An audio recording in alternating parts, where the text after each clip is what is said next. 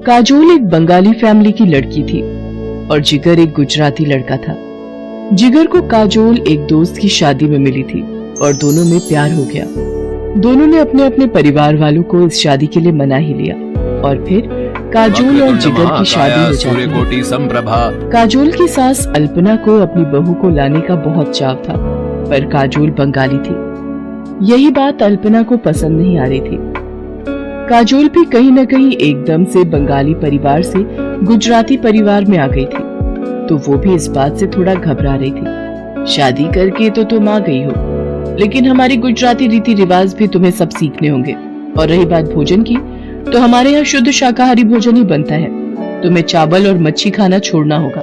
माँ, मैंने काजोल को पहले कह दिया था कि हमारे घर पर शुद्ध शाकाहारी भोजन ही बनता है और इस बात से काजोल को कोई ऐतराज नहीं है। जिगर की बात सुनकर काजोल कमरे में आकर जिगर से कहती है, तुम्हें तो पता है मछली और चावल मेरे पसंदीदा भोजन में से एक है।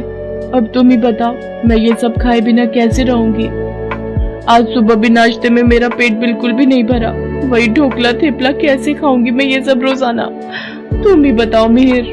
काजोल, तुम जानती हो ये शादी हम दोनों की सहमति से हुई है, तो हमें इस शादी को आगे बढ़ाने के लिए कहीं ना कहीं तालमेल तो बिठाना ही होगा। अच्छा, मैं ऑफिस निकल रहा हूँ, शाम को जल्दी आ जाऊंगा। मिहिर ऑफिस चला जाता है। ऐसे ही कुछ दिन बीत जाते हैं। एक शाम अल्पना काजोल को कहती है, काजोल, मकर संक्रांति का त्योहार आ रहा है, घर में मेहमान भी आएंगे। इस बार मकर संक्रांति की सारी तैयारी तुम्हें ही करनी है और हाँ, खिचड़ी का प्रसाद भी तैयार करना है। अब ये सब कैसे करूंगी? मैंने तो कभी ये प्रसाद वाली खिचड़ी बनाई ही नहीं। माँ को फोन करती हूँ।